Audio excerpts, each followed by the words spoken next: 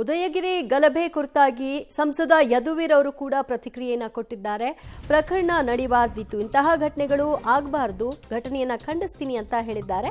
ಆರೋಪಿಗಳ ವಿರುದ್ಧ ಕಠಿಣ ಕ್ರಮಕ್ಕೂ ಕೂಡ ಆಗ್ರಹಿಸಿದ್ದಾರೆ. ಶಾಂತಿ ಕಾಪಾಡಬೇಕು ಅಂತ ಸಂಸದ ಯದುವೀರ್ ಅವರು ಜನರಲ್ಲಿ ಮನವಿಯನ್ನ ಮಾಡಿಕೊಂಡಿದ್ದಾರೆ. ಉದಯಗಿರಿಯಲ್ಲಿ ನಡೆದ ಠಾಣೆ ಮೇಲಿನ ಕಲ್ಲು ತೂರಾಟ ಪ್ರಕರಣದ ನಂತರ ಈಗ ಅಂಗಡಿಗಳನ್ನ ತೆರೆಯಲಿಕ್ಕೂ ಕೂಡ ಜನ ಭಯಭೀತರಾಗಿದ್ದಾರೆ. ಪೊಲೀಸರು ಅವರನ್ನ ಮನವೊಲಿಸುವ ಮೂಲಕ ಪೊಲೀಸ್ ಠಾಣೆಗೆ ಇಡೀ ಭದ್ರತೆಯನ್ನು ಒದಗಿಸುವ ಮೂಲಕ ಈಗ ಸಹಜ ಸ್ಥಿತಿಗೆ ತರಲಾಗಿದೆ. ಬಟ್ ಈ ರೀತಿಯ ಘಟನೆಗಳು ಆಗಬಾರ್ದು, ಶಾಂತಿ ಕಾಪಾಡಿಕೊಳ್ಬೇಕು ಅಂತ ಸಂಸದರು ಮಾತನಾಡಿದ್ದಾರೆ. ಘಟನೆಗಳು ಆಗಬಾರ್ದು, ನಾವು ತೀವ್ರವಾಗಿ ಖಂಡಿಸ್ತೇವೆ. ಪೊಲೀಸ್ ಇರೋದೇ ನಮ್ಮ ರಕ್ಷಣೆಗಾಗಿ, ಅವರ ರಕ್ಷಣೆಗಾಗಿ ನಾವು ಸಹ ಏನು ಇರುವಂಥದ್ದು ಸೌಲಭ್ಯ ಇಲ್ಲದೇ ಇದ್ರೆ ಅದು ಭಾಳ ಕಷ್ಟ ಆಗುತ್ತೆ.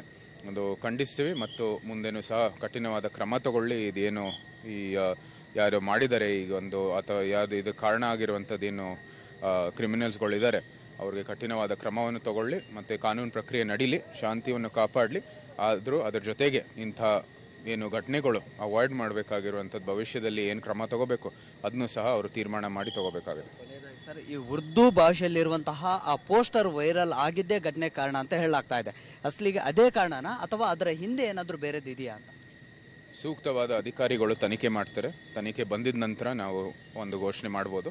ಈ ಸದ್ಯದಲ್ಲಿ ತನಿಖೆ ಆಗಿಲ್ಲದೆ ಇರೋ ಸಮಯದಲ್ಲಿ ಘೋಷಣೆ ಮಾಡೋದು ಸುಮ್ಮನೆ ಗೊಂದಲಗೆ ಸೃಷ್ಟಿಯಾಗುವಂಥದ್ದು ಅವಕಾಶ ಸಿಕ್ಕತ್ತೆ. ತನಿಖೆ ಮಾಡಿದ ನಂತರ ನಾವು ಕೊಡೋಣ. ಇಂಥ ಘಟನೆ